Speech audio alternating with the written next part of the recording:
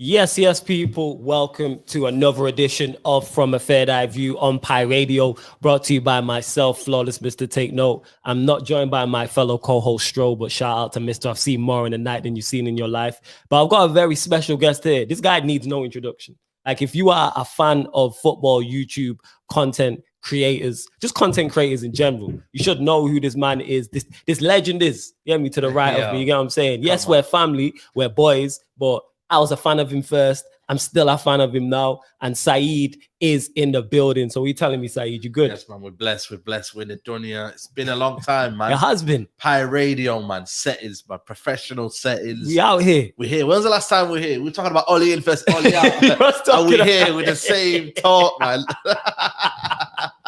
It is the same conversation. Same conversation. Even when we first met, and that was the first time me and Saeed actually met, and I met Nuruddin and Aaron, and shout out to those two as well. Yeah. We was debating Ollie in versus Ollie out when Liverpool beat us. Yeah. And that was what, like 2 years ago? 2 years ago, man. Literally, it would have been because obviously lockdown. Yes. Because obviously in lockdown here in March, or that was before. Wow, we did that 2020 BC, before Corona. That's before Corona.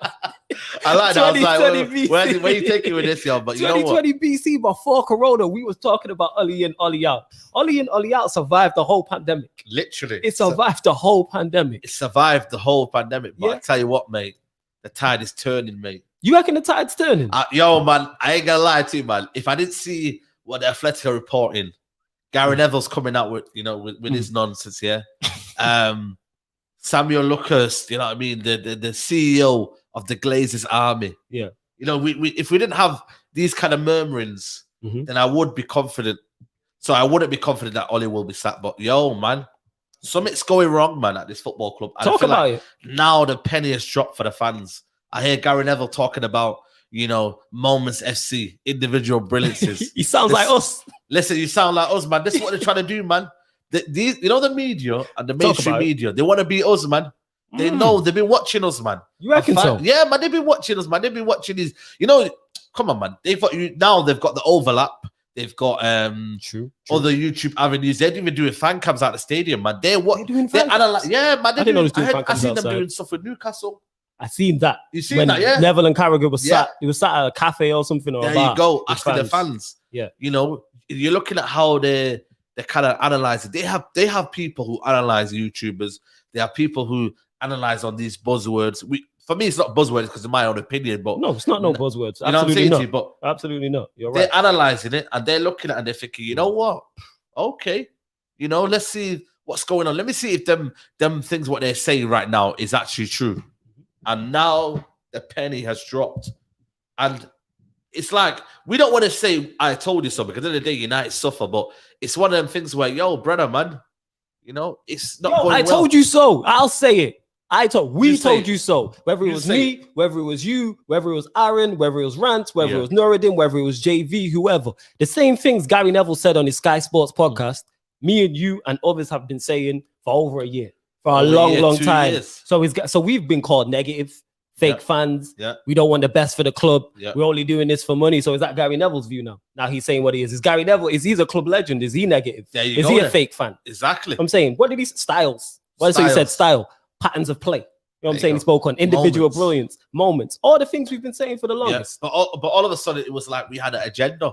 It's like, we're just picking out things that, Ollie's done so much things, but he's picking out on certain things, or we've got an amazing away record, or we've got this, or we've got that. In reality, the way we play football ultimately defines the team. It defines where it defines the shape of where you're gonna go and your destiny you're gonna go to. Because at the end of the day, right, it was never sustainable. And I said it, never. Freestyle football that Ollie's been playing was never ever sustainable. And people laughed at us, but now the mainstream media are talking about it. Mainstream media. So you really think they might have been watching us? They might be a fan of Saeed TV. But they're fan of all of us, man. They knew when this whole thing was coming out. They were like, "Oh man, what are these guys on?" But they're just reactionary. That was the words I was getting. Reactionary.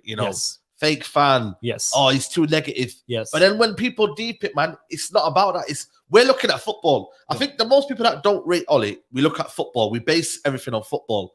and him as a manager, not him as a club legend, not him as a player. Separate the two. I'm old enough to remember Ollie as a player. I can separate Ollie the player from Ollie the manager. Absolutely, no sentiment. What he did as a player is not a sentiment thing. Absolutely, we seen Chelsea sack one of their I think he's their highest. Lampard's their highest goal scorer of all time, and he sacked him. There you go. And then won the Champions League because they went and got a manager who was good enough. Let's not forget what Lampard said about that Chelsea side. Exactly. Not good enough we're not ready to challenge. We're not good enough. Tuchel came in and he won the Champions League. Absolutely. And you know, at that time as well, it was the way they were playing. It wasn't even more so the results. It was the way they were playing because they were getting results. Remember they went, I think it was, did they beat Sevilla away or something like that? Was that on the Lampard or something like that? Or they went 4-0 Giroud or they were doing... I think it was Wolves. I think they battered Wolves. Yeah.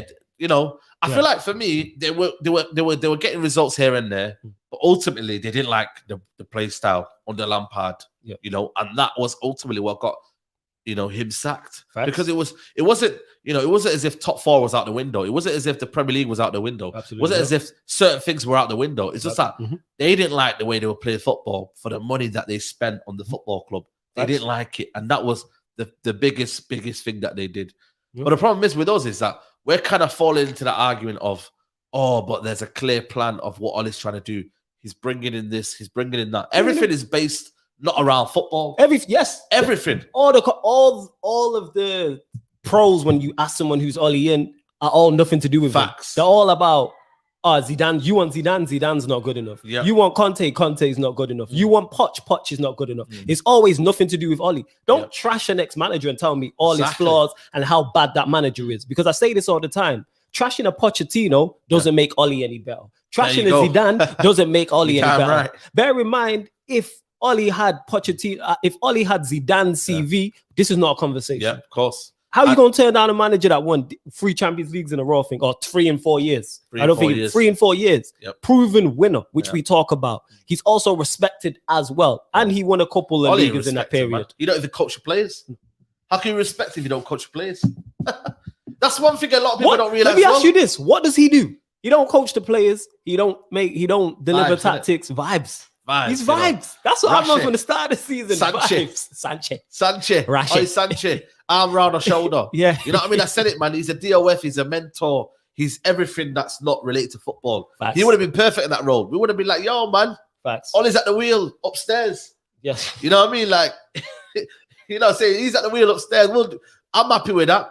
Facts. We got a good DOF. You know what I mean? We got that. You know what I mean? Let him do all them stuff behind the background. But ultimately, what does he actually do? So are we saying now Kieran McKenna and Michael Carrick are the managers at Man United?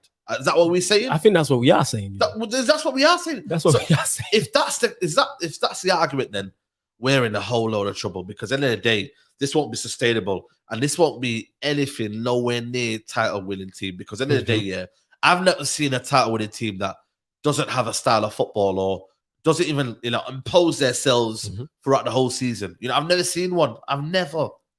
Each team even in that Fergie era, there were still moments where United still were a team. You looked at the way we played against Real Madrid in the Champions League, where we were toe to toe with 10 men. And we got knocked out at the end. There's a way to lose football matches. Exactly. And you was there on the weekend. Let's go into that because this is a Premier League show, people. So we are talking all things about Manchester United. Large up, Maguano. If I butchered your name, I apologize. He's one of the members of one of your members on your channel. Much appreciated. Please make sure you follow and subscribe to Pi Radio as well. Like the video and subscribe whether you're watching live or watching this back. Same with Sarcasm City TV. Same with Saeed TV as well. He says, "Big up the man. Thank you for helping me heal after this weekend vibes." That's what I'm on. Vibes. And I said this. Go back and check it. Ryan's in the comments. Prime's in the comments. Stefan knows me. Sasha's in the comments as well. I said this from the start of the season before we made signings. Then even after we signed Varane, Sancho, Ronaldo. I'm on a vibes thing this season with Manchester United because we're not winning anything. And you had the likes of Statman Baines and others talking about, but we got Champions League Varane, we got Sancho, we got Ronaldo. Ollie tax is hefty. We're only in September and everything's done. September's not even tax money, it's not even when tax is due. It's not even tax. You know what I mean, man? It's like Ollie taxes every week, Every week, man. It's every week and it's hefty. You're coming in and you're looking at your bank balance and you're thinking, yo, what happened here? Where's my money? Where's my money gone, Where's my money? You know what I'm saying? Where is my money gone? Where's my money? 100%. It's like, where's my money? And it's Ollie tax. I keep saying this. But onto the game anyway. Obviously, Manchester United 0. Aston Villa won. Yeah. You was there, Saeed. Yeah, man. So I'll let you give your thoughts on it first before I chime in and give my thoughts on it. Yeah, man. I thought first half was where we could have got a couple of there was a few decent opportunities. The Pogba one that went wide. The Maguire one, when I look back at it, I think it was a routine save for Martinez, because I think we have to put respect on what a keeper can do rather than what a chance has been missed. You know, when you look at Martinez, I think that was a comfortable save for him. You know what I mean? He got strong hands on that one. The Greenwood one into Bruno, I'm thinking there. Then I'm thinking, yeah, you know what? That's the one where I look at it, I think, you know, we should have got that one. We should have took that chance, you know. But I just look at it and I thought, second half was for me the worst second half I've seen in a long Really while. That bad? Really, man. It was that bad, mate. You know what I mean? It's almost like Mourinho football, mate. I'm telling you, if that was Mourinho, he'd be getting chastised. He'd get a bit slated. Honestly, man, if that was Mourinho, every single person would have been like, get him out. You reckon so they're defending him because it's Ollie? Because it's Ollie. It's sentiment, bro. Literally, that's what it is. And I heard boos at the end of the game. Yeah. I don't know about you, but I heard boos. I didn't hear boos. If you watch my matchday vlog, Saeed TV, you hear at the end boos. The fans are not happy with this performance. They're not happy, bro. You know, excuse the background noise. We have Pi Radio people. There's always people going and moving around. And man, we are here, man. Everyone working. You hear any background noise? It's just people working and walking around. Yeah. Somebody could burst in the door at any moment, type of thing. Like kind of like in Family Guy when the Kool-Aid burst through the door in the courtroom, and and you're like, oh yeah, like that can happen at Pi Radio at any given moment. And that big up the mods on job as well. And Ryan, I'm with you. I hate sentiment in football too, because you know what? Sentiment doesn't win you things. Nothing, you know what wins you? You know what wins you matches and trophies? Skill. Absolutely. The reason why we like Fergie so much is because he won. The reason why Ronaldo's a legend is because he won. We're same with Rooney. Same with Gary Neville. Same with Ollie as a player.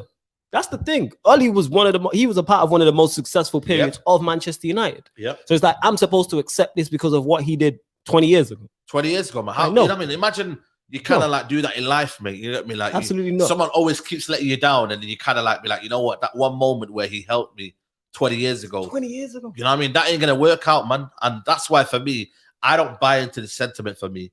I've always said it for me. 2 years ago, I said it. Ollie isn't the right man for this job. He's not. And 2 years till now. Has anything changed? I'm back in Pi Radio, people. We're back. Pi Radio business, man. You know what I'm saying? And we're here 2 years having the same discussion. What has changed? We was legit when we met. Like I said, we was legit having the same conversation about Ollie and literally Ollie in. I say 2020 BC before Corona, and we're still having it. Mad. That literally is it. Like, why is it not saving? You know what I mean? I just feel like for me, I look at what we're doing right now, and I feel like, you know, there's no kind of clear pathway to success. There isn't. You know, we could talk about like, you know, he's galvanized the kind of, you know, the team in terms of his put a team out there, there's input, there's the structure of the football club has made it a better place to be. But you know, I mean, you could be in a better place, mate, but if it's still bad feelings in and around the team, then what's the point in it? You know what I mean? Like, and that's why I feel like with this team, it's everyone is just happy to kind of be here. And there's no accountability. The manager comes out. The first thing we want to talk about is the football. He comes and talks about the offside goal. Like, where's the accountability? Tuchel came out and he goes, you know what? The performance wasn't up to scratch. It's on me. Yep. I might have got it. I think I got it wrong today. You know what I mean? That's accountability. Accountability is not saying, when have you ever said, you know what? I got it wrong in certain tactics. Never. He doesn't even have the audacity to talk about talk technical anymore. Because the journalists for me are asking pointless questions. You know, they always say, where did it go wrong? It's easy to say, you know, well, it went wrong because we didn't get a penalty. Oh, we didn't get, that was an offside goal. Listen, man, forget that, man. Where did it go wrong in terms of second half? Be specific, Ollie. You know, if he came out and just said, you know what, I got my tactics wrong, a lot of people would say, you know what, okay, fair enough. You know what I mean? Like, if you could say something that we could buy into and we can say, you know what, all right then, you're improving. Like everyone does it, man. Every other manager does that. Why isn't there accountability from Ollie? Because you know why there's no accountability? Because there's no accountability from anybody. The players are not held accountable because they're never dropped. I've spoke on this. I don't care if it's Bruno, if it's Ronaldo, if it's Pogba, if it's Shaw, if it's Wan-Bissaka, Maguire, Varane, Sancho. People need to be dropped for poor performances. Competition keeps people on their toes. So not only is there only no accountability for the players, There's no accountability for the manager. There's no accountability for the coaching staff. The board are not held accountable. No. The owners ain't held accountable. So, like, what does Nuruddin always say? It rots from the head, the head down. Like, and that's what it is with Manchester United. It just trickles down. How we're in the transfer window and not signing a 6, I don't know. How are we not signing a defensive midfielder? Everybody can see we've needed a defensive midfielder for ages. And Tox pointed this out to me. Ollie spent a lot of money, and he's people are saying, oh, Ollie wants a DM and things like this. He signed a player in every single position, Bada. He brought back Henderson, who's the goalkeeper. There you go. He signed Tellez, who's a left back. He signed Wan-Bissaka, who's a right back. Varane. He signed Varane Maguire, who's the 2 centre backs. He signed an 8/10 in Donny. He signed a 10 in Bruno. He signed a winger in Sancho. He signed a winger in Diallo.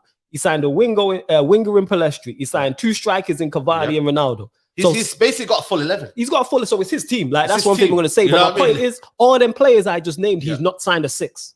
There's no DM. That's the only place. He signed 2 strikers. He signed 2 centre backs. He's got a player who can play a 6, but then he has favourites, and he puts Matic and Fred in there. Sorry, McTominay and Fred in there because it kind of like suits his ideology of, he doesn't know what to do in there. So what he thinks is, if I can cause havoc in there, I think, Ole Gunnar Solskjaer football is just mayhem, innit? It's mayhem football. I've actually clocked on, because when it's mayhem, it's a 5-1. But when he can't cause that mayhem, we just look like we're toothless. Yes. So literally, mayhem can be 2 opposite sides, isn't it? It could be to the point where it goes off, or it could to the point where it's absolutely just crazy carnage of there's, you know what I mean? There's just nothing about your team, There's nothing going on, and you just like lift it. It's wide open, the damage you've caused. And that is literally what Ole Gunnar Solskjaer is. He's a mayhem manager because he has no control. When in the last 2 years have we had a control of this team, man? Never. At one point.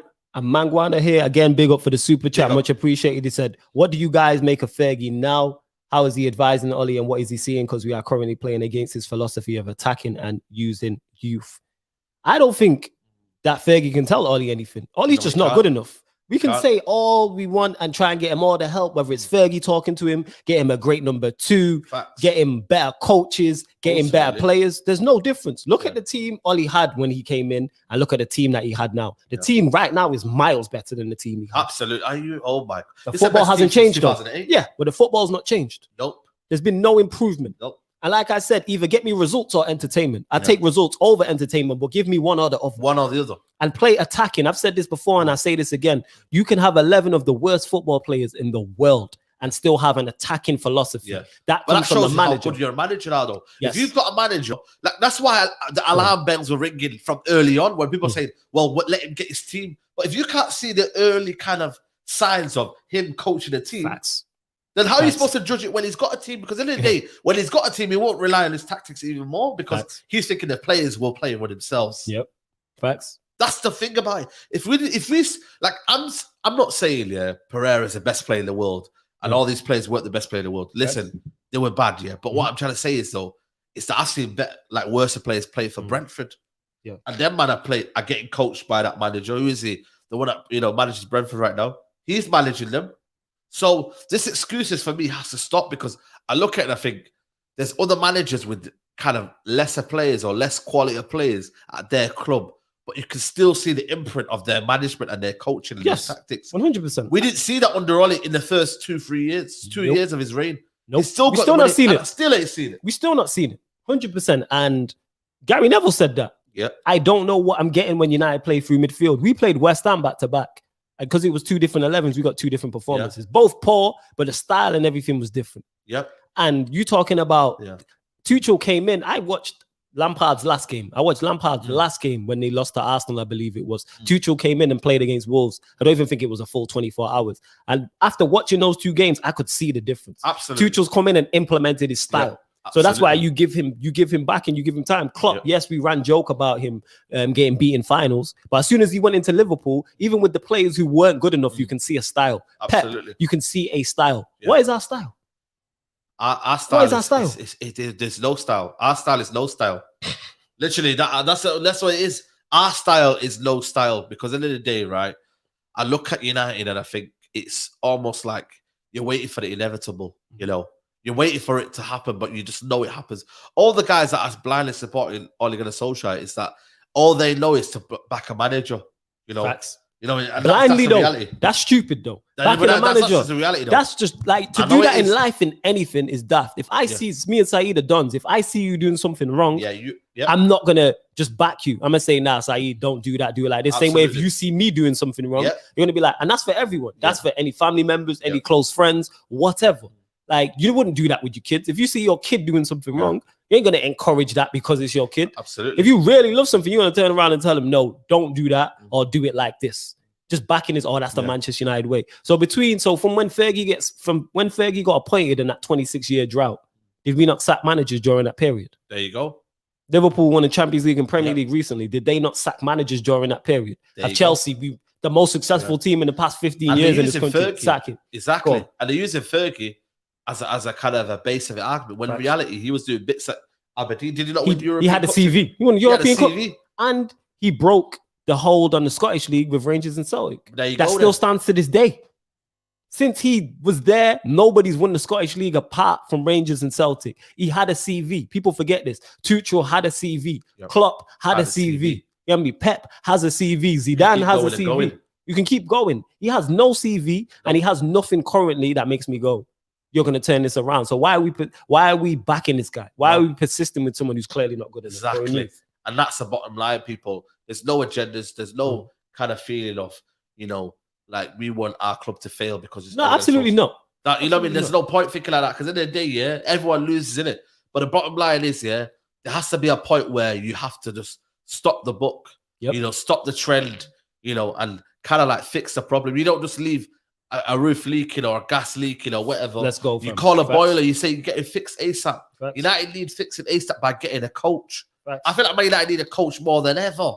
More than ever, man. Yep. You know what I mean? You're right. Under Mourinho, it was the fact that he had coaches around him, but he was the whole feeling around the club. It was toxic. It wasn't great. The feeling around the club, wasn't great. So we had something to change. Yes. You know what I mean? Like we had to change it around. You know what it was? Mourinho was that bad relationship, that awful relationship, and you're just broken. You're down. You're flat. You feel ugly. You feel no one wants you. And then Mr. Nice Guy, all he comes around, and even though the partner's not right for you, they're better than what you had in that. People keep comparing it. Oh, he's doing a better job than Mourinho. He's doing a better job than Van Gaal. Both those two did bad jobs too. That's why I wanted both of them. But there you go then. That's why they both sat. Let's not compare it to bad jobs. Exactly. I hate this idea of metric as well. Who do you go and get after Ole? Like there's no managers.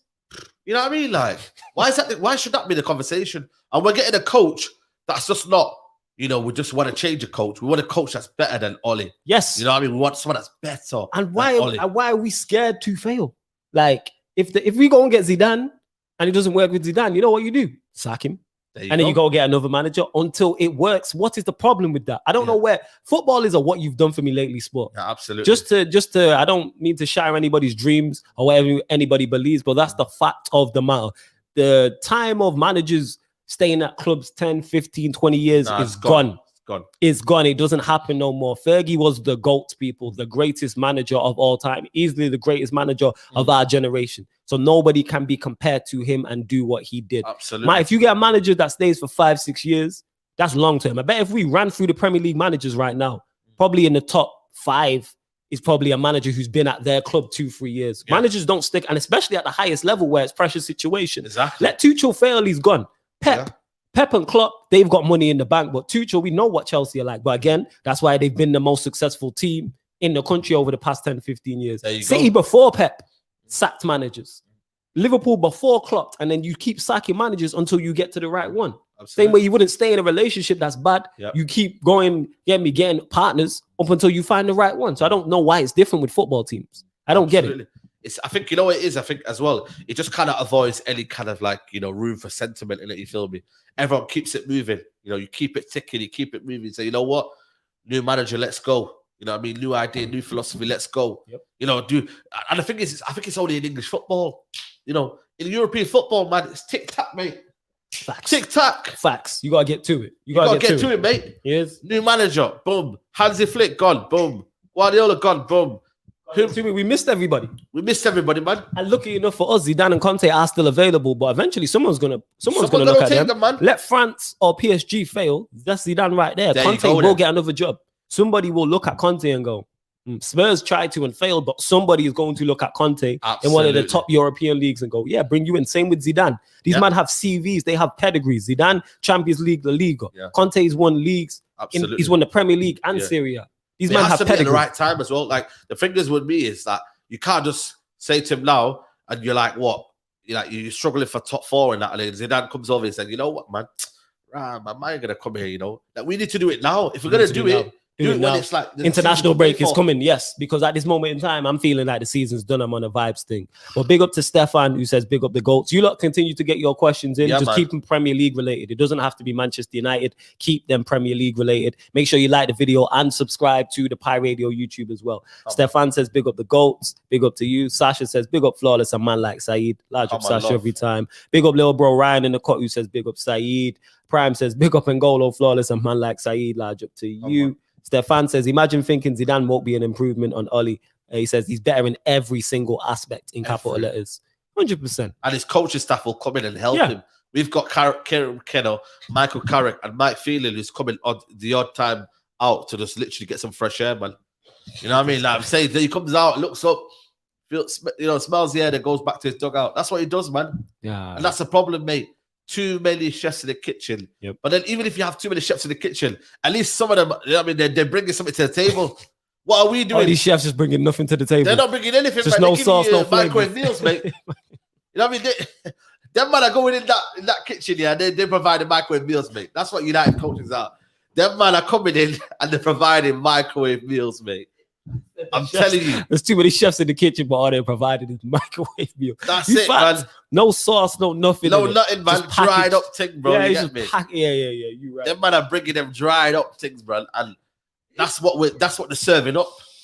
They're serving up dried, literally ready-made meals, mate. And listen, like the problem is, man. You know what I mean? It feels like it's inevitable now because you know what I've clocked today on the stadium. It's just like.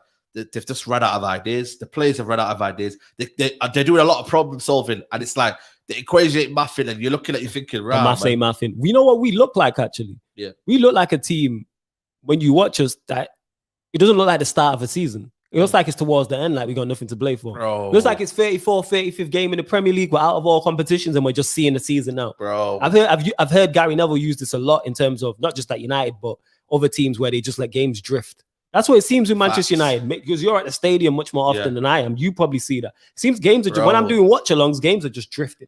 I'm looking at the game and I'm thinking, whoa. What is going on? It's 35 minutes, then it's like last 15. And I'm like, whoa, what happened in what that? Happened? 20 minutes nothing. Nothing happened in that time. And then we have the we have the moment of individual brilliance simply because of the attacking threat that we have in the quality. When you have the caliber of attacking players, but no, it's not sustainable if you want to win anything. Yeah. It's sustainable for top 4. And I believe that's what we will get that. That's what I believe. That's what I believe the target is from the board. People are talking about Oli getting sacked, and we'll get into that. I think he just has to finish in the top 4. People are talking about Champions League, and if he gets knocked out, he'll get sacked. I don't see it happening. I think that might be the one. Go on. What makes you think it different? Because of the fact that Cristiano Ronaldo is not tolerating Europa League.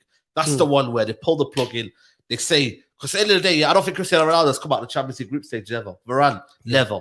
He's Champions League Varane. Champions League Varane, mate. Are we saying Europa League Varane? I said that at the start. Oli could change him into that.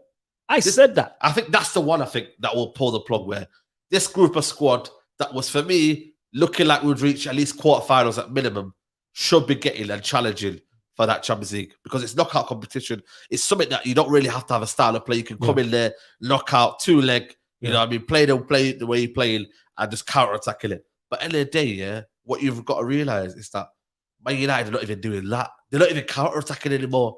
We're not even counter-attacking. We're not even doing the things. You know why we're not counter-attacking more? Because we don't have them players there. We don't have them as like Pogba can shift. Yeah. Sancho's quick, but they're not Rashford electric. No. You know what I'm saying? Ronaldo up top, saw that. Yep. Like people criticize Martial's movement, but Martial is quick. Yeah, like Ronaldo's not. Even though Ronaldo can shift, his main attribute ain't counter-attacking goals. Yeah, no, he's a fox in the box. Fox in the box. He can do it because he's Cristiano Ronaldo, but that's a very valid point, actually. Because when you play a front three of Pogba, Sancho, Ronaldo, that's not counter-attacking. No, it's not. And that's why I said, United need Rashford back ASAP. And it sounds crazy because the way that we play football, Sancho is tailor-made for that. And I think that's the only way where I think, United are going to get any joy this season. Rashford comes out, we hoof the ball over to Sancho. He runs into that space. And Greenwood's as well. He's quick on that right side. But that's the only way we're doing it. But then imagine now Rashford gets, out you'll get man marked in certain games, and there's going to be them games where you're frustrated and you can't get the better of teams, and you'll come against strong opposition. Yeah. 100%. But again, how does he recover back from his injury? He's had a shoulder injury. And again, we're pinning all the hopes on him. And we've had these issues with Rashford. That's my thing is, it doesn't matter what 11 play, we are bad. Yeah. Doesn't matter what 11 play. Doesn't matter what front three. Doesn't matter who's the double pivot. Yeah. We're just bad. That's what it is. And to Manguada, who says, is this your channel, Flawless? No, this is not my channel. This is Pi Radio. I'm here every Monday. My channel is called Sarcasm City TV, which has content very similar to this. You'll see Saeed on there. Aaron's been on there. Noradin, etc., etc. So yeah, this is not, but please subscribe to the channel because we're here every Monday from a fair eye view talking all things Premier League. So like I said, you lot get your questions in as well. Large up Sasha, that much appreciated, one of the GOAT mods out of here. And Ibrahim said it, too many chefs in the kitchen serving the same thing. And serving the same thing, man. You know what I mean? Again, it's easy to make a ready meal. You just put it in and put it in the mic. Even I can do them things. You know what I mean? And Ryan said, "Hey, imagine if you guys lose to Villarreal. You know what's mad about that? It wouldn't even shock me. Think of that, man. It wouldn't shock me. Yeah, it wouldn't shock me, but boy, it wouldn't shock me. I predicted a little no, because at the end of the day, I cannot see they're going to come apart breaking down Villarreal. And if you don't want to know the record, right? I'm going to bring it to you right now, live on air. And for me, it's a bit scary. Villarreal, unbeaten in La Liga. Yeah. Never been behind in La Liga all season. Drawn 7 out of 8 games in all competitions. 4 0-0 draws in La Liga. Only 10th for the team. Yeah, it's got draw written all over it. Well, there you go. It's got draw written all over. However, shouts to my guy Eddie, because when we did the watch along for the West Ham game, the Premier League game, he said, this is before on the watch along, before the game kicked off, he goes, we're going to win this game. And he said, why we're going to win this game is because it's going to give the Ollie inners something to shout about. It balances the universe. Anytime it's 2 Ollie out, we get a good result. You get a result. Anytime it's 2 Ollie in and it looks like we're going somewhere, you get hit with a result. That's exactly what it is. And he's right. And that's what, if we beat Villarreal, it wouldn't surprise me. Here's the thing about United. The only thing consistent about us is inconsistency. We are consistently inconsistent. Yep. If we beat Villarreal 3-0, it wouldn't surprise me. No. If we lose to Villarreal 3-0, it wouldn't surprise me. If we draw 0-0, it wouldn't surprise me. Because you don't know what you are going to get. You can't bet, but I could see that happening because the Ollie out is rising and the tide's turning on the Ollie inners, because I've seen a lot of strong defenders of people who are Ollie and turn on him and either say, question him even more or say they're now for Ollie out. Go on. They'll be like, oh, what's all the panic? Oh, what are you talking about? Believe in the manager. And it's almost like you kind of like fighting for a lost cause, but you're trying to find something in it. Whereas our arguments are based on what we've seen for 2 years. Theirs is almost kind of like 1 month, 2-3 games on the bounce. That unbeaten record, when in reality there was a lot of draws in there. More IKEA settings, bare draws. You know what I mean? Like, and that's the thing. And I feel like, everything is based on emotion with Ole Gunnar Solskjaer, that. But he's a legend and we want it to do well with him. But what you got to realize is the fact that the time is ticking, because now I think he's run out of ideas and he's blaming on penalties and decisions, and he's calling out Jurgen Klopp, all these things right now. When in reality, if you know you've got a kind of a good nous of knowledge of tactics and whatnot, you'll always believe in yourself, innit? You know what I mean? You'll always believe that it will work, it will click. In the last 3 years that Ole Gunnar Solskjaer has been here, he's never ever believed that it's there, innit? Never. And it's never ever been here to carry him. Villarreal was the biggest one. He left it until 100 and how many minutes to bring on 100 minutes? Yeah, he brought on Fred. There you go. Because he reverted back to McFred. There you go. Reverted back to McFred, per usual. To have that stability. It's almost like his comfort blanket saying, you know what? Oh, we're gonna be a lot of energy here. We won't get our run out of midfield.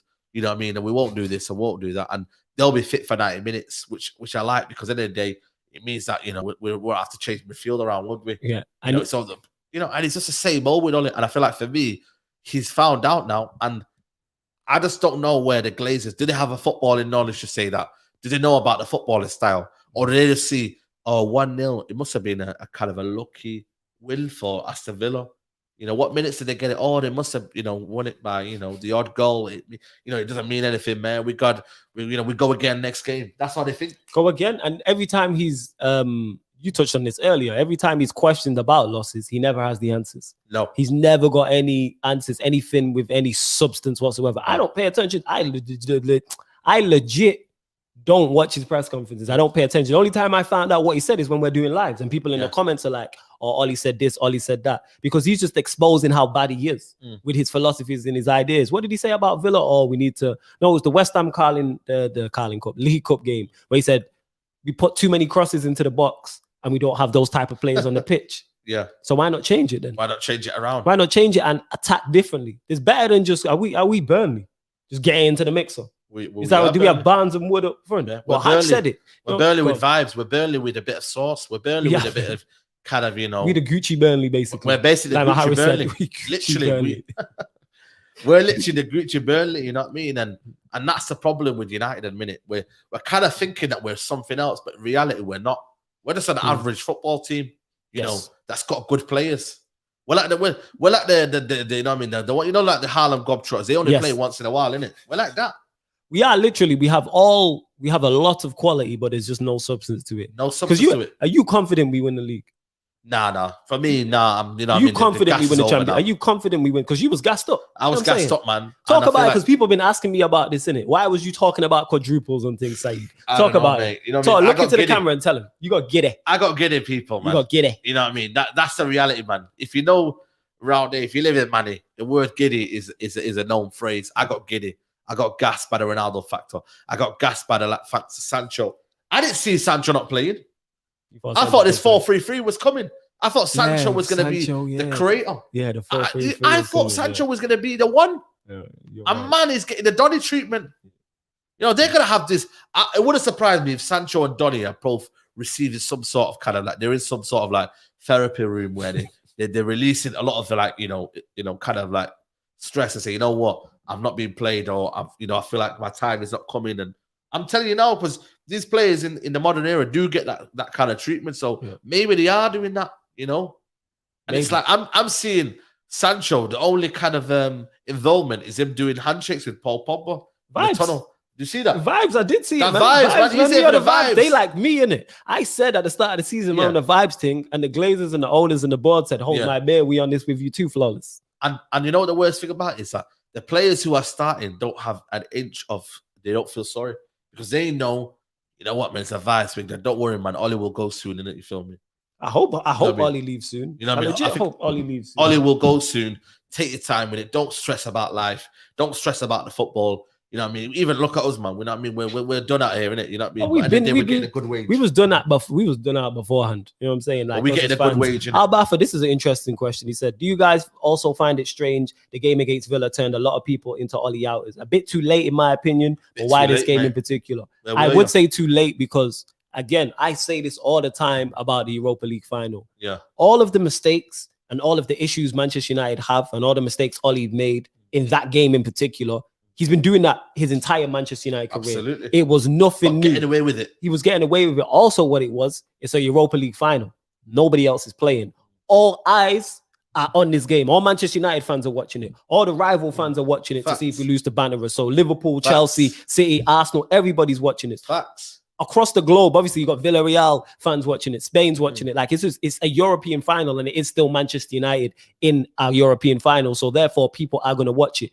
And that was it on a grand scale. Yeah. And that turned a lot of heads. Like, right, are we really this bad?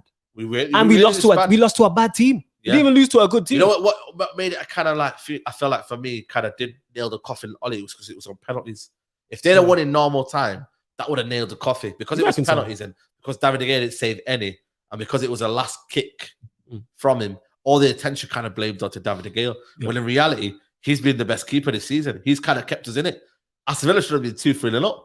He did keep us in it, but he made a couple of bad mistakes though. He passed the ball. But I look at this, and I look at the players now. There's a lot of scapegoating players. There's a lot of like, you know, we're looking at Martial, we're looking at certain other players, and it's like, you know, I don't see this with City.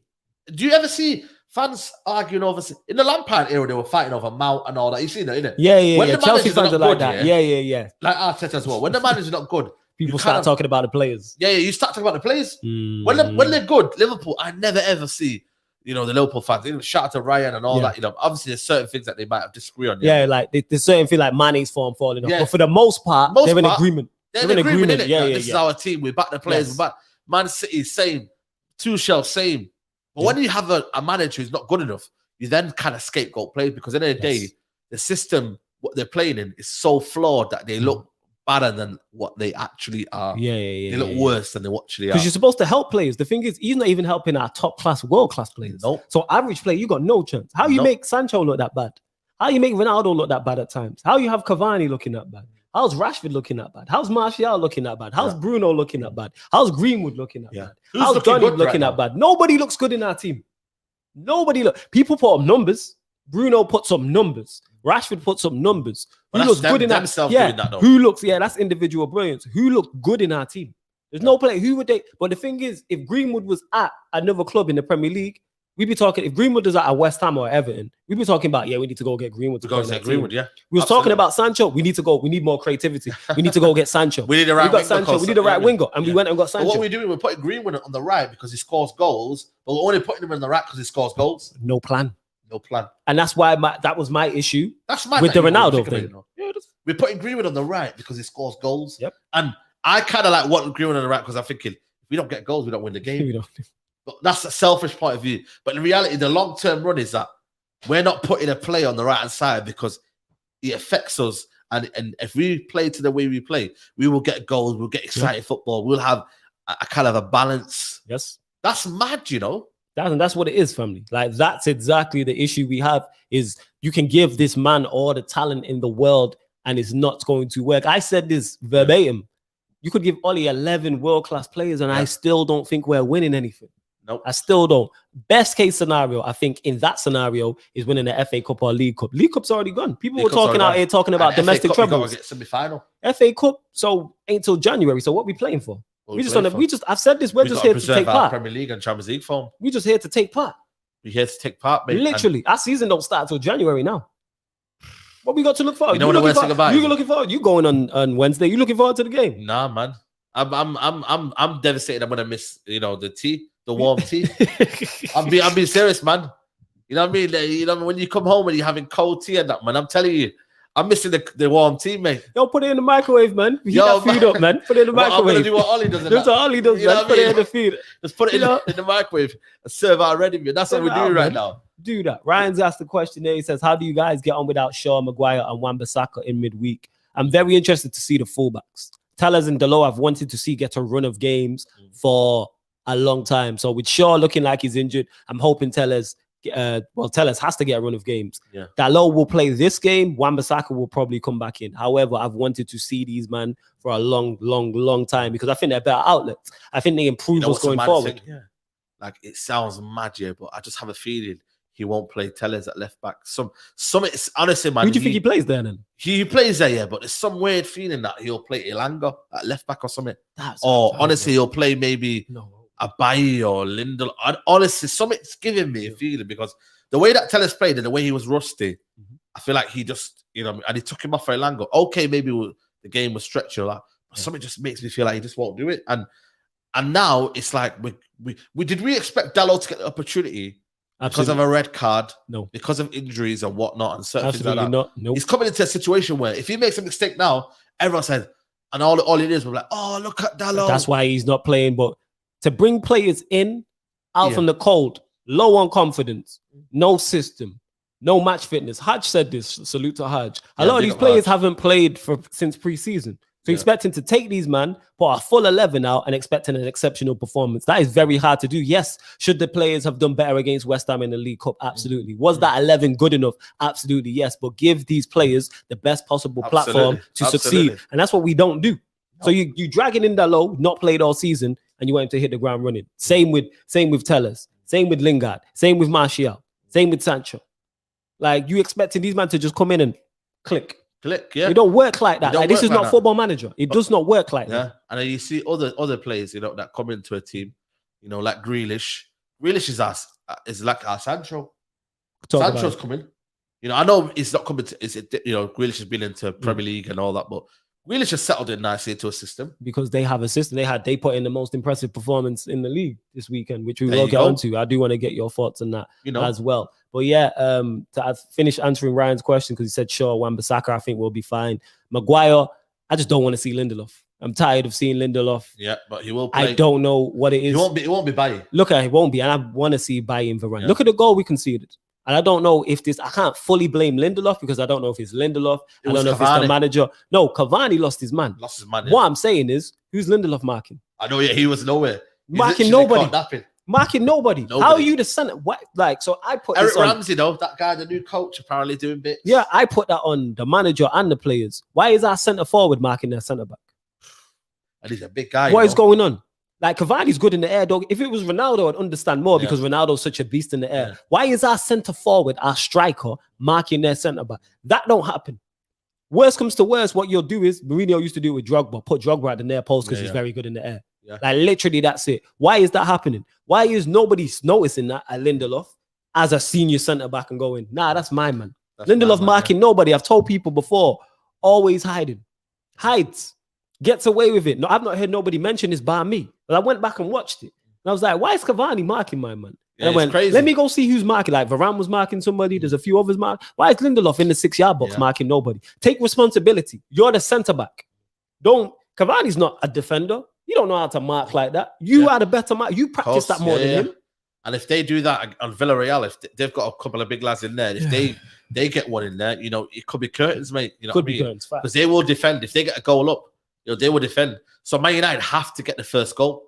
It sounds crazy. Vital. If they don't get the first goal, bro, it could be curtains. Oh, it could be peak because then they just part the bus even further and try heels on the break. It could be even worse, mate. So I just look at it and I think, you know what, man? United are just in a heap of mess, mate. And you know what it feels like this time? It's like it just won't, we won't get past this period because it's like lost 3 out of the last 4. The football, even West Ham away, was terrible.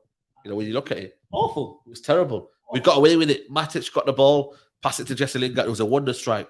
Yeah. Individual brilliance. That is what you call individual brilliance. No system. No, that's just Lingard being Lingard because he can come up clutch and he can do that. He did it against Newcastle. Was it Newcastle? Yeah, Newcastle with the step over. But before we get onto the results, there is something I want to talk about because it's been happening within the YouTube side, or even though I'm about to go with this, but I do want to get his thoughts on it as well. I've mentioned it today on the show I did with Statman on Sarcasm City TV, previously on the Twitch as well. And we're all YouTube content creators out here, myself, Saeed, but the way that females be getting this sexism and be just letting it run, and nobody's not nobody's saying anything because people are speaking up, but it's good to see. So that's why I'm on here speaking about it now, and I'm going to get Saeed's thoughts on it as well. But we're all YouTube content creators out here. And for those that are regulars, there's females in the space, and the females are brilliant. You know what I'm saying? There's females. They know ball knowledge, man. Yeah, they know ball knowledge. There's females on my channel. Saeed's worked with females on his channel as well and been on theirs and vice versa. But when you see the tweets, like, for instance, large up to Tanya, Spurs fan, and she was on the channel, and she was talking before the North London derby. Yeah. And then talking about Spurs winning. It got reposted on Twitter today, and you should have seen the comments that she was getting. Yeah, of course. All the sexy stuff, get back in the kitchen, all this type of stuff. You're stupid. You don't know what you're doing. You fancy whoever, all this type of things. And that's not running, people. Like, that's not running. When you see that on socials, call that out. You know what I'm saying? Absolutely. Call that out. Because I responded. Someone was going at one of my peoples who's very close to me, a female who's very close to me. I responded back. Man didn't say nothing. But he's trying to go back and forth with the girl. I responded back again. He blocked me. Yeah, yeah. You know what I'm saying? And these men don't have the energy. Yeah, exactly. You get me? And when they can't answer for what they've done, they end up blocking you. Yeah, they end up blocking me. I'm like, why block me? It's foolishness, isn't it? And it's cowardice, isn't it? Absolutely. For me, I look at that's why for me, you haven't seen me on Twitter anymore, in terms of I'm not active on there because I look at it, it's just full of people who don't have any kind of moral high ground or haven't, they're always in their bedrooms tweeting, or they haven't been out. No, being serious, man. They haven't got no life experience of coexisting in world. They haven't. And when they see the reality of people, how women are doing bits in the industry right now, especially in what we're talking about now in the football industry, they're everywhere, man. Shout out to Kendall, Tanya, Ceballos. There's so many more I can name off. All of them, yes, they're doing bits. 100%. You know what it is, yeah? I think sometimes they feel threatened by it. on Sky Sports. You know what I'm saying? There you go then. Yes. I feel like some of them, they feel threatened by it, and then they kind of don't want her to represent a local fan base. So who are you? Who are you? Who are you, man? Who are facts? Who are you to say that? What are you doing with your life? That's what you got to say to them people, man. You know, what are you doing with your life? You know what I mean? Are you bringing anything to the table? You know what I mean? And that's a problem now. You got people on social media who judge people's lives, innit? And like, you know, it doesn't have to be, you know what I mean? You go on a social media app and you kind of like, and most of who do it are faceless, man. There's always the no Avi, no followers duns. Yeah. It's always man with 8 followers and no Avi. There you go. Talking the most and that. And I'm like, why are you out here talking the most and here abusing females because of a footballing opinion? There you go. A footballing opinion, you know. She's not said nothing wild, and this is whoever. And this goes beyond who any female supported. It can be United, City, Chelsea, Arsenal, man. Liverpool, Watford, Newcastle, whoever. Yeah, it doesn't matter. They are out here doing bits. So all I'm going to say is to all the man, and when you see that on your socials, when you see that on Twitter, because that's where it's rife, and I see it a lot, call it out. Yeah, but I've called it out. I've seen 3 or 4 happen to, like we mentioned Tanya, it happened to somebody else as well. Yeah, there's a few others I've seen it. Kendall gets it all the time. I've popped up before and said that. And the thing is, I don't even know Tanya like that. That's the first time we've ever interacted, was yesterday. I've seen it and I'm seeing what she's getting and it's wild. Go back to the kitchen and all these type of things. It's like, let her do her thing. She's exceptional at what she does. And she makes great content as they do. That's why I have females on my channel. That's why I've had females on this very show. Because they're not here because they're females. They're here because they're good. Absolutely. Are you a good content creators? Ahmed said it there. Little man have little minds, and you lot are probably gonna get tired of me talking about this. But this can't continue to run. No, it can't. And I feel like you know what it is. Yeah, it's just the social media nowadays. It's a toxic platform because a lot of people have an opinion. They think that they could just say it out, man. You know what I mean? There's a line in it. Yes, there's a line you don't cross. Line you don't cross. You know what I mean? Personal. And again, I keep saying this, man. They're not in the real world, man. If they realize that they're coexisting with people of different backgrounds, different, you know, ethnicity, you know what I mean, genders, everyone, you know, then they know, but they haven't. They're in their bedrooms tweeting nonsense, mate, and that's what they do. You know what I mean? That's what they are, man. And you almost can't help these people, innit? And large up the female, you know what I mean, the content creators and whatnot. Keep doing what you're doing. Big up to all of them. Put you down. Facts. You feel me? And you know you're good enough. You know. I mean, and I feel like go on, keep going. Yeah, I just feel like for me, you get me, like there's too many people out here with an opinion in it, and just because they want to get a few clicks and likes and retweets or ratio, man. Honestly, man, just jog on. And keep it moving, man. Keep it moving. Attacking people, attacking people over a footballing opinion is wrong. Me and Saeed have debated many a thing. Never once have we gone personal with each other. Never once have we, because that's not it. Not absolutely. With 2 reasons. 1, because we're actually dons, we're actually boys, and 2, that's nothing to do with it. I'm never gonna attack someone over a footballing opinion. So you should not be out here abusing and attacking women over a football opinion. Facts. Go back and forth with them, cool. You know what I'm saying, but keep it football. Don't be asking them who their favorite player is. Explain the offside rule, or you're not really into football because you're a girl and all them type of things. Never once would you say that to me or Saeed, but you feel comfortable enough to say it to a female, and you'll go back and forth with a lot of these guys will go back and forth with them on Twitter until I pop up, or a Saeed pops up, or Wayne who's in the comments pops up, or Cam or whoever. Like, you're not even on Twitter because you're talking about how toxic it is, and this is not going to continue to run. Like, this is not going to continue to run. So all I'm saying is, call it out, people. That's what I'm saying. Definitely. Call it out, and you don't even have to know the female, or she don't have to support your team. Like, that's not what it's about. No. You don't have to be of the same race as you. We're going to continue to call this out and continue. We can't just let this sexism just run. But if this is racism, we're all up in arms. Well, there you go. We got to keep it the same energy. Same way with racism, I keep it the same energy. 100%. If you're racist, let the door hit you on the way out. It's like Saeed said, jog on. Yep, it's class as one. Same with sexism. Don't watch anything or anything I'm involved with. Like, large up Sasha, another queen who's in the comments all the time. Great mod, always supporting, always retweeting, always sharing. So if I see her get abused for a footballing opinion, I'm supposed to say nothing. Like, nah, that's not running. Same with Natalie, who's in the chat as well. Like, that's not running. You'd hold a block quick time if someone said something mad in the chat. So yeah, and you're gonna get tired of me talking about this because it's rife, people, and it's multiple. It's not just one female that's getting, it's all of them, and we all enjoy their content in this space. And they add to this space. Don't get mistaken. They add to this space. They fantastic at what they do. That's why you see them on Sky. You see them on BT. I'm not turning on Sky adverts to see girl that I know. Go on. And if they weren't there, they wouldn't be good enough. Exactly. And because they're females, they have to be even better. Absolutely. Simply because they're already being judged because they're a female and that. They have to be on point. Sasha's one of the most knowledgeable football fans and Arsenal fans I know. I think she's probably the most level-headed one who will tell you what it is. Whereas man, then we wild in that. And exactly. Ryan's in the comments and that. There's no female Ryan in the YouTube space.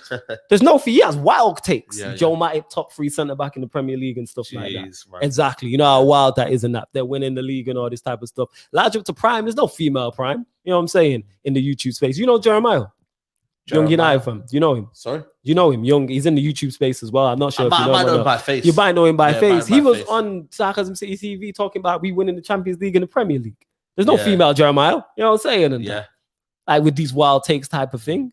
So yeah, man, it is what it is. Large up, man. Large up the female. Yeah, and Ali Jones says, thanks guys for being so grown. Empowerment, man. Empowering, man. Empowering and defending. Because the same way you lot, if that was your girlfriend, if that was your mum, your sister, your daughter, your niece, you'd want them to defend them. Same way I would. That's my niece. If that's I don't have a daughter, but if that's my niece, if that's my mum, my aunt, or get me, female cousin, or someone who's close to me, I want them to defend. Like I'd want someone to defend him. Like, don't just let that run. You know what I'm saying? And when we talk up, man, them shut up. Yeah, you make him feel uncomfortable. Man, like I said, one guy blocked me today. They don't say nothing back to us. They ain't say nothing to Saeed. Are you comfortable online and that? You know what I'm saying? But larger. Sasha says, shout out to the Queen content creators who continue to shine. We will be out here amplifying their voices and giving them their flowers. Facts. And this is why you see females on my channel, is because they're not there because they're female, it's because they're very good. They're very good. Yan City is fantastic. And we need to judge it on that. Yeah, you know what I mean? Eleanor is fantastic. Mibi is fantastic. All 3 of those I just mentioned are fantastic at what they do.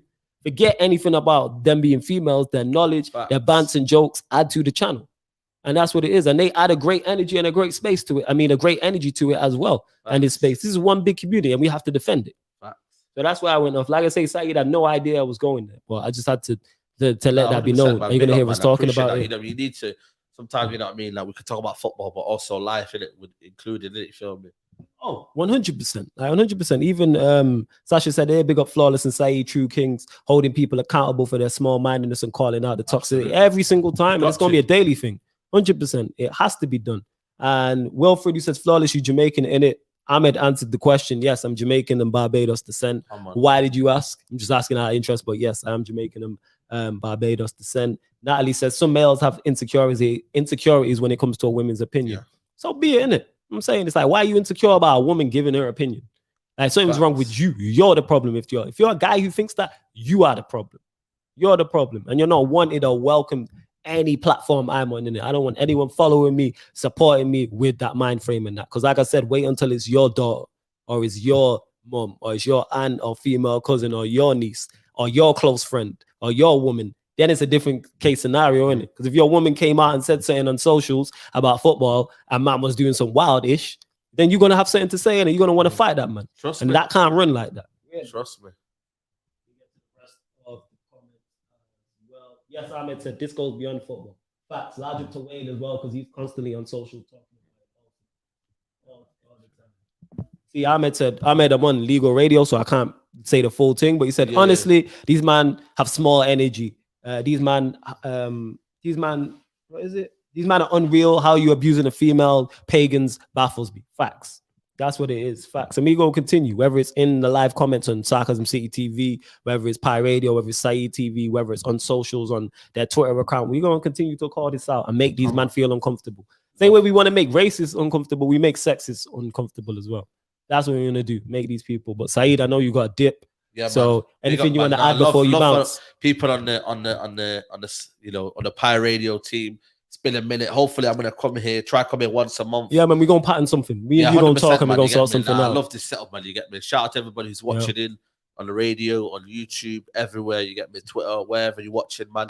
Big up to you. And all I can say is pray for United. Pray for United, man. Not pray for the rivals anymore. Yeah, it's pray for the rivals. No. Now it's pray for United, isn't it? I'm out of praise, man. I'm on a vibes thing. There you go, Willie. You know what I'm saying? He's on a vibes. I might have to join him. I'm on a vibes thing. Large up everyone. And yeah, man, Flawless, man. Yo, Saeed, love, man will shout you anyway. Because he'll probably be on, he's on Big Six show, I think, 10. And you're also you're on Rancy's Red Talk that starts at 8. I will be joining that. I'll be joining that from here probably. Yeah.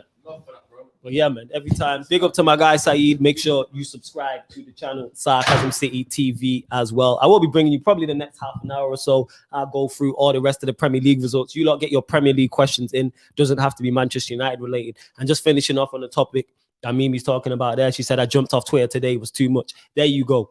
And that's someone that's very close to me. So, of course, I'm going to feel a way about this type of thing. You know what I'm saying? Therefore, where's this coming from? Mad thing. Someone trying to ring someone. What is going on? It's crazy. But yeah, she even said, love to those who spoke up, but the activation was the only way for the foreseeable. That tells you, and that saddens me so much that someone who's close to me can't be on socials enjoying my jokes and bants because I'm hilarious, number one. Like, I'm hilarious to follow. I'd have to be flawless. Jokes and bants all day on there. You know what I'm saying? Absolutely hilarious. Like, facts. We roll down my socials, you will be cracking up. You know what I'm saying? It's me cracking jokes, me laughing at other people's jokes, trolling people, etc. But all jokes aside, like I said there, innit? Now memes come off socials because of that. You know what I'm saying? Can't give her a footballing opinion. Can't enjoy Twitter. Can't enjoy going back and forth with other people and engaging opinions. Why? Because man, them want to be sexist. Man, them want to be sexist. There you go. Absolute nonsense. So, man, we just need to continue to protect, man, and speak up. Man, them continue to speak up. If you see it on your timeline, call it out publicly. At them, man. Call it out publicly. Let's make these man uncomfortable. With a movement started, and we're going to keep going with this. We are going to keep going with this, and we're not going to stop. We're going to give the same energy to sexism as we do to racism. We're going to keep this going 100%. Wayne says, flawless, I'm glad I started it with you and fellow and Mimi and Cam will fight the good fight. Yeah, man, and we're going to continue to do that, Wayne, as well. Ali Jones, who I've not even seen before, he said, thank you for calling it out. Thank you for calling it. Where is it at? Oh, yeah. Thank you for speaking out. Enough respect. Yeah, of course, Ali, man. Every time I'm going to keep talking about this and calling it out, whether it's on here, whether it's on Sarcasm City TV, whether it's on Twitter. And you lot, people are going to get tired of it. And if you get triggered by it, something's wrong with you. So call this out. Doesn't matter if you know the woman. Doesn't matter if she supports your team or not. Doesn't matter what race she is. None of that matters. Like, call that out. I mentioned it yesterday. Me and Tanya have never spoke. She's a Spurs fan. I've seen some wild thing, some wild-ish. I said something.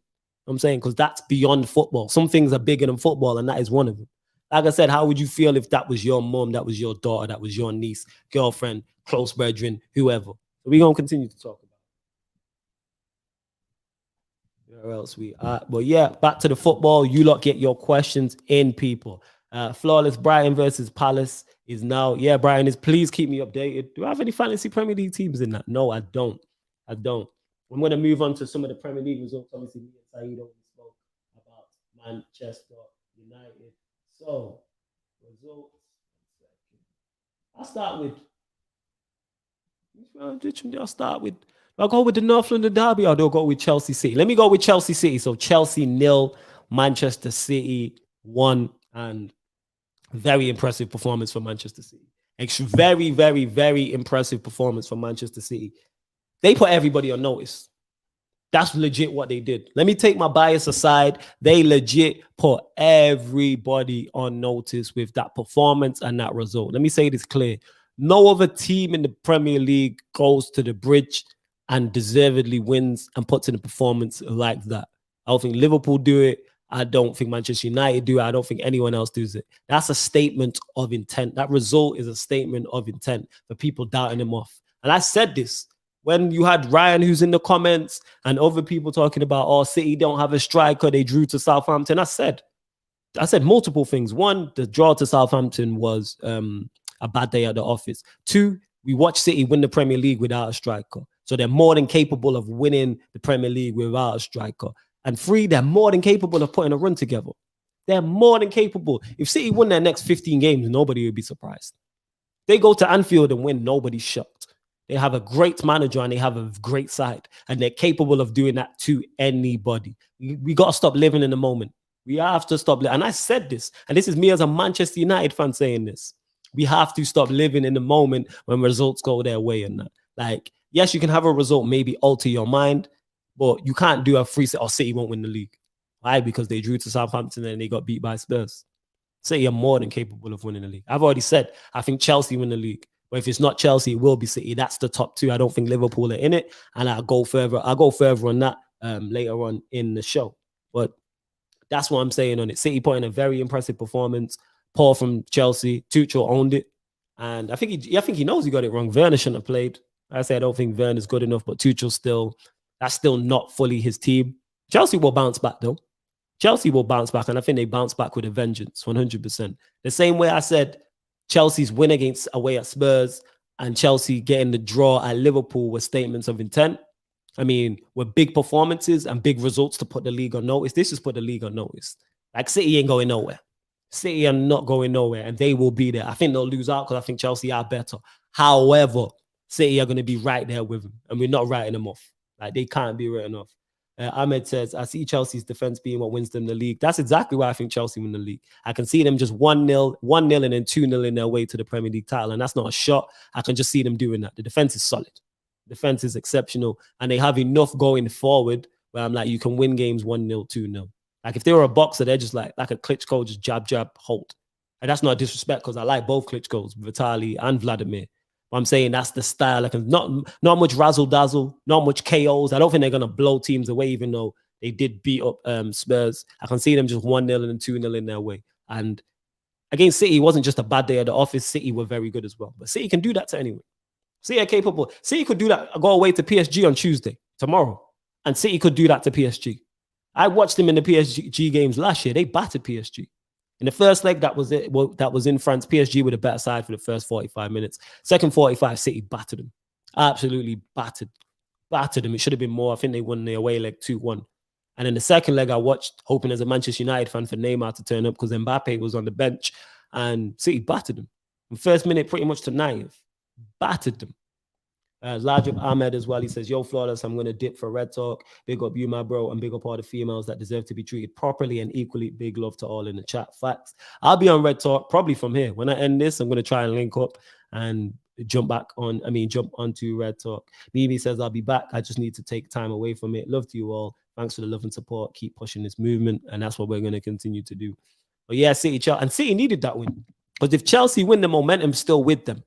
Because the moment they beat Arsenal, they beat Spurs. So they beat Arsenal away. They beat Spurs away. They drew at Anfield with 10 men. The momentum was with them. Their fans were talking the most. Wayne was talking about them going undefeated, which I think was wild, but we moved. The momentum was with them. They were winning games, playing badly. They were winning in the Champions League, rotating. Well, they won their first Champions League game, rotating players. They won the League Cup game as well. The momentum was with them. What City have done with this result? Snatch the rug from underneath him. Like, just hold up. Like, it's like Chelsea were winning the fight and then boom, over the top with the right hand that just wobbled him. You know, when you go stiff-legged, that's all it is. You hear me? City have just cracked Chelsea on the chin. Like, nah, you ain't as invincible as you think, and staggered him. Like, there's still a fight to go on, and I still think Chelsea win overall. But so yeah, letting them know, like, we have punching power too. We have a puncher's chance within this, 100%. We have a puncher's chance within this. So yeah, great performance, and City needed it. Because if Chelsea win, Chelsea momentum's a runaway train at that point. We beat City at home, drew to Liverpool away with 10 men, beat Spurs, beat Arsenal. Runaway train with the fixtures that's coming up. So that's how I look at that. On to the North London derby. I'm sure you Arsenal fans will be pleased to hear this. Arsenal 3, Spurs 1, and Arsenal were very good and Spurs were very bad. That's all I can say about that. Arsenal were very good, Spurs were very bad. I don't know how much longer Nuno's lasting. Because Arsenal fans, Spurs fans are not happy with Nuno. I'm seeing Jose 2.0, all this type of thing. They're 100% not happy with Nuno. I don't understand why. Kane's out of sorts. Should have sold him. I say that all the time. When a player doesn't want to be at your club, you let him go. It never ends well. It never, ever ends well whatsoever. You lot continue to get your questions in as well. It never ends well. Absolutely doesn't. Just getting the rest of the results up as well. I'm going to run through them quick for the last 10, 15 minutes or so. So, yeah, great result for Arsenal. Obviously, winning a derby against your most, the rivals you hate the most is always a morale boost. And they've won 3 from 3, 4 from 4, including the cup game as well. So, Arteta's turned it around because it was looking peak.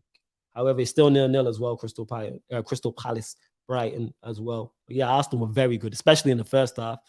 And then even in the second half, there wasn't much of a response from Spurs. Spurs didn't offer much whatsoever.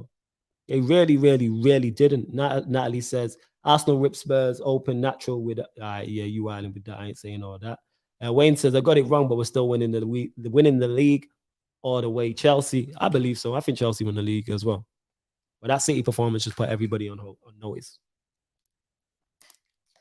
100% put everybody on notice. It did. Let everyone know, like, nah, we still in this. 100%. We still in this. But yeah, back to Arsenal. Great result from them. Let me check their next few fixtures, actually. Let me check their fixtures. See what's what.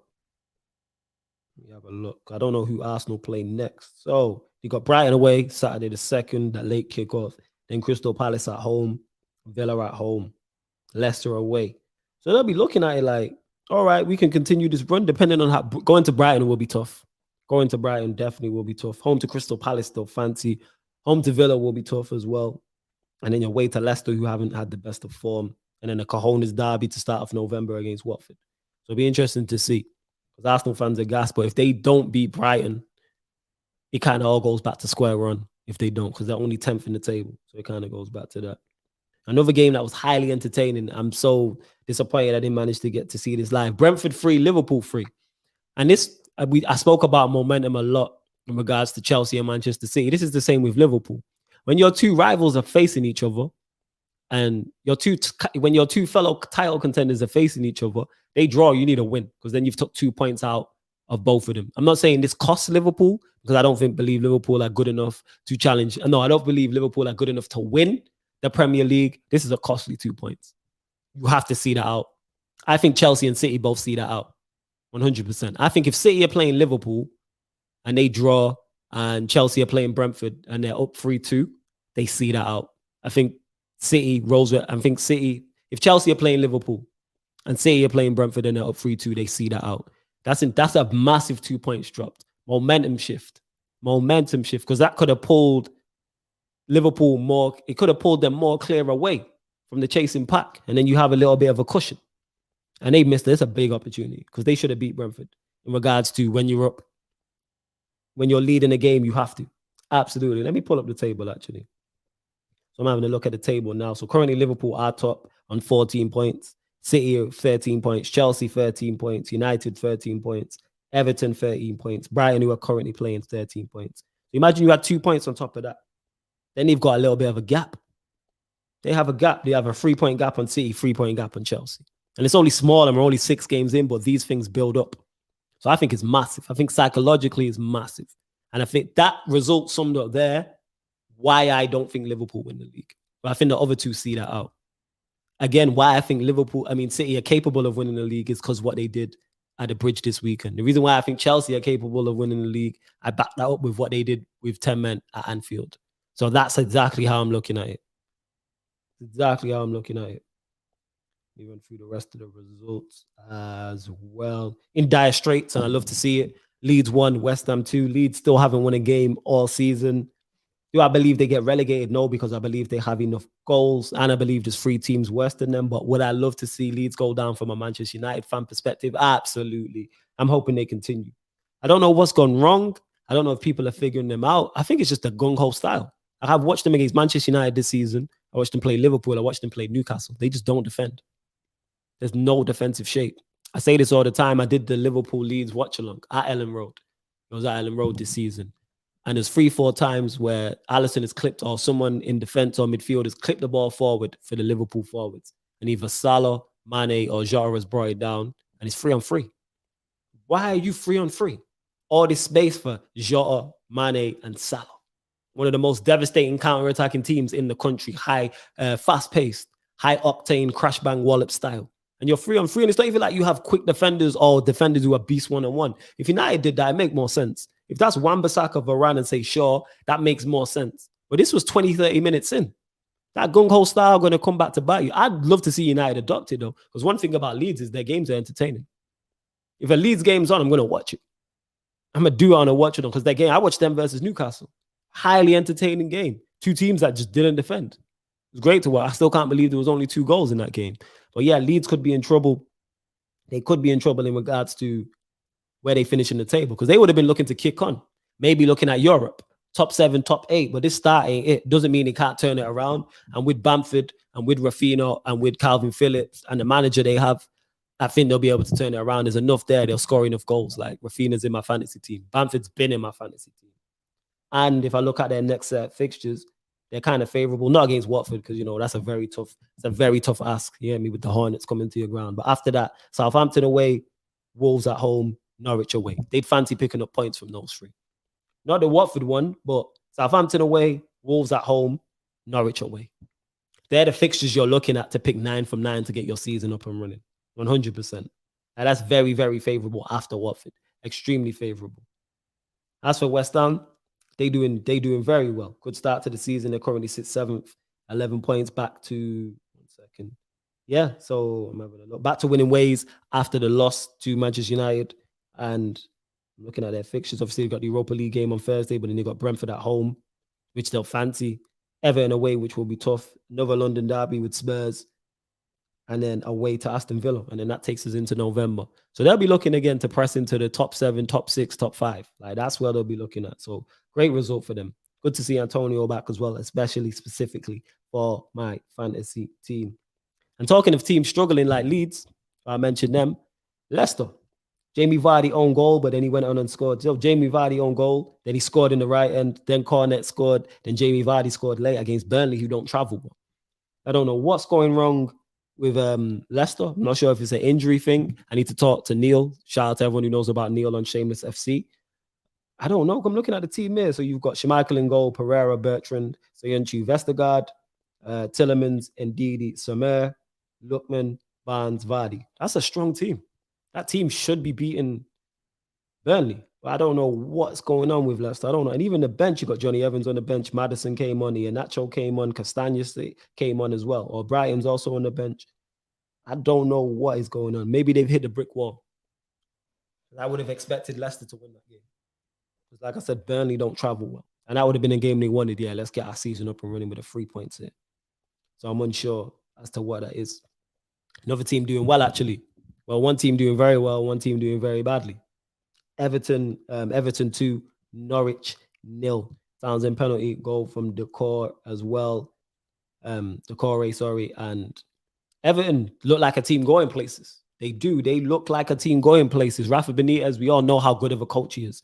Very competent coach, and it shows. And he's doing this currently without Dominic Calvert-Lewin, who I think is much better than Rondon. I'm looking at the team here that he picked, and it's like, yeah, you still... I don't know what's going on with Hammers. I don't know if he's still there, but if you can get him in there, because I'm looking at the team. So the midfield was Townsend, Decore, Allen Iwobi, Gray, Rondon. So imagine you take out Iwobi, play Gray from the left, and have Hammers in there with Decore and Allen behind him, with Dominic Calvert-Lewin up top. Like, Everton are on a roll. Everton 100% on a roll. 100%. Yes, they got beat by Aston Villa last week, but those results can happen. That game was 50-50, and then Bailey came on and changed it, and that type of thing can happen. But Everton look like they're in a good space, and that's what happens when you got a good manager. They're currently 5th in the Premier League as well. I'm saying, like, they're level with Chelsea and Manchester City and a point off Liverpool. So a good start, and it's not surprised me because Rafa Benitez is a competent coach. Did he leave? All right. Flawless Tanya live on the channel talking about yesterday's game. Just went over to show my support. Big up to Tanya. Big up to you, Carmad. He said Hammers left. Okay, I didn't legit know that. I legit didn't know that. I'm going to run through the last few games as well, people. I'm going to run through the last few games. Still 0-0, Crystal Palace, Brighton. Whoever I missed. 2 teams battling relegation, not spoke on this. Watford 1, Newcastle 1. What a strike, though. What a strike from Longstaff. What a strike. And Sarr doing Sarr things. I've spoke on Watford and why I think they stay up, simply because they have that X factor in Sarr. That's why I think Newcastle will stay up, because they have an X factor in St. Maximin. This is why I look at Southampton now. I get onto their result. Where are the goals coming from? Where's that X factor coming from? I don't see it happening at all. Like, I legit don't see it happening. But I wouldn't say good result for either side, but it's a better point for Watford because you want to just keep the points ticking over. A win for either one of these two would have been massive because they're both challenging. They're both going to be battling relegation. So yeah, 1-1. Pressure's always on Steve Bruce. It seems Steve Bruce, win, lose, or draw, is always under pressure. People say the football's that bad. I don't watch Newcastle week in, week out, but it seems it is that bad with with Newcastle. So I'm having a look here because Watford sit 12th. 6 games in, 7 points, which they 100% would have took. And you've got Newcastle, who still haven't won a game. You still got Southampton, Newcastle, Leeds, Burnley, and Norwich all haven't won. Southampton, Newcastle, Leeds, Burnley, Norwich. There's 5 teams who haven't won. Crystal Palace only won 1 game. That's crazy. That is crazy. But yeah, I think Watford will stay up, and I think Newcastle will stay up as well. Moving on to the last result. Southampton, Wolves. And again, I spoke on it with Chelsea, City, and Liverpool with games backing up what I already thought. This here is exactly why I think Southampton will go down. Losing to your relegation rivals who haven't scored many goals at home is not good. Is not good. That's like, you would have fancied beating Wolves. I think it's their only second win of the season. The Jimenez goal was quality, by the way. The goal was absolutely quality. I can see here from the stats that Southampton had a lot of shots. If Ings is still there, they probably don't lose this game. They win or draw it to me. But I look at Adams, I look at Armstrong, Redmond, Ward-Prowse. Where are the goals coming from? This is why Southampton were my pick to go down. Like, they're my pick to go down. And I don't know too much about if Southampton fans are putting them under pressure, but I'm worried for them in terms of, not worried for them because I'm not fussed if they go down or not. What I'm saying is I think they go down. Them, Norwich, I think at the set too. I said Crystal Palace. I hope Palace don't go down. Because I look at them and I'm like, people are talking about Edouard. We'll see if he can produce the goals to keep them in the league. But yeah, back to the Jimenez goal. From a non-footballing perspective, it's great to, well, from a footballing perspective, but a non-rivalry perspective, it's great to see him back. And the goal was quality as well. The goal was quality as well. I think that is all the fixtures. I believe it is. Yes, I ran through all the fixtures. So what I'm going to do is I'm going to give my predictions on the games coming up. And then I'm going to close out the show and head over to Red Talk with Rant, Saeed. I believe Aaron will be there, Statman Baines, etc., etc. So, yeah. Bear with me, people. So Manchester United, Everton. Jeez. Early kick again. Who wins this? Manchester United, Everton.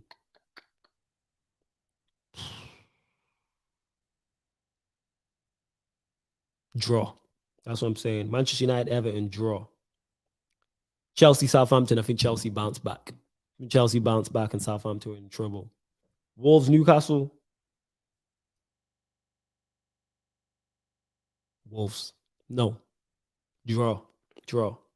Burnley, Norwich. I think Burnley get their win at home and they beat Norwich. I don't know where Norwich pick up points. Burnley, Norwich, draw. No, Burnley, Norwich. Sorry, Burnley win. Leeds versus Watford. I'm going to go with the away win. I think Sar's going to have a field day against the Leeds backline and Dennis. So I'll go with a Watford win. Brighton, Arsenal. I think this is where it all comes crashing down for Arsenal after the North London derby win. So I'll go with Brighton. Tottenham, Aston Villa. Spurs, can they lose 4?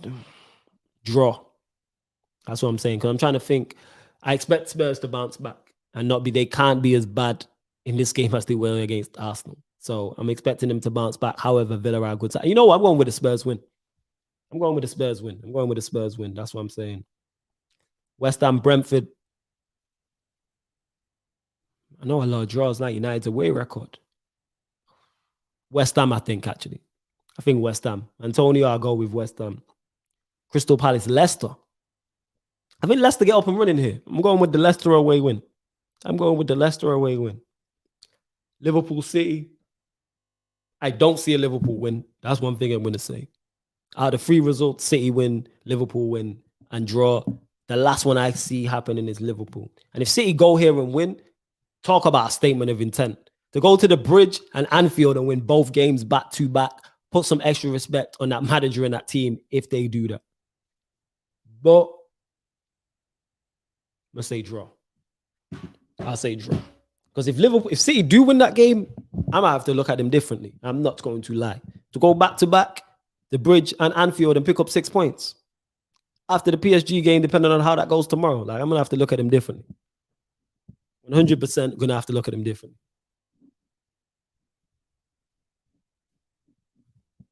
It is. But yeah, large up to everyone who is still locked in. Big up to my guy Saeed who was here. We're going to get him on at least once a month. Please make sure if you are watching this live on the YouTube right now, you're watching this back, hit the like button on the video. Vitally important you do that. And subscribe to the Pi Radio YouTube channel. And when you subscribe, hit the notification bell. We're here every Monday, 7 p.m. Normally till 9 p.m. But because Stroll's not here, who's my fellow co-host, I'm closing the show early. But we're here every Monday, 7 p.m. till 9 p.m. talking all things Premier League. For those that don't know, Stroll is a Liverpool fan as well. So my condolences to him. But yeah, make sure you stay locked in. Big up to everyone who's listening in on DAB radio or listening in on the app or listening via the Pi Radio website as well. There's multiple places to listen as well. Thank you very much, Sasha. She says, big up Flawless, another great show. Thank you for continuing to support. Make sure you get over as soon as this live stream ends. Get over to Rants Red Talk on Twitch, where myself, Rants and Bants, Saeed, I think Aaron will be there. Statman might be there. We're talking all things Manchester United. That's Rants and Bants on Twitch. If you're a YouTube fan, you should know who Rants is. I'm saying same way you should know who Saeed is. You should know who these absolute dons are. You should know who these men are. So make sure you head over there. Conrad says, great stream, Flawless. Thank you. Sasha says, big up to the amazing chat. And I have to back that up. Big up to the amazing chat as well. We will be back. We're here every Monday. Don't forget though, tonight, I'm not sure if Gonna Talk from the Arsenal is going on Sarcasm City TV, but please make sure if you want more sport in football, if you want more sport content like this, more jokes and bants but realness, subscribe to the Sarcasm City TV YouTube channel and subscribe to the Sarcasm City TV Twitch. I'll be going live tonight, doing the most and doing the least, which is Premier League shows that we do, where we look at the weekend's fixtures and pick from 5 categories. So for instance, doing the most, we picked the most unpredicted result, unacceptable error, under the Kosh manager, untouchable manager, and there's one more, but I can't remember off the top of my head. But yeah, so it's unpredicted result. Unpredicted result, unacceptable error, under the Kosh manager, untouchable manager, and then there's one more I can't remember. But that gives you the gist anyway of what it is, people. That gives you the gist of what it is. But please head over to Rance's Twitch. Tell him I sent you in it. Say, oh, I'll just come over from Pi Radio. So that's where I'm going to be heading in 5 minutes, people. And I got to get up because I'm here working. I'm by myself, so I got to end the stream so you lot can hear me still. But big up to everyone who continues to support Sarcasm City TV. Who continues to support Sarcasm City TV, Pi Radio, and myself as a YouTube content creator as well. Big up to you lot and catch you lot soon. Bless.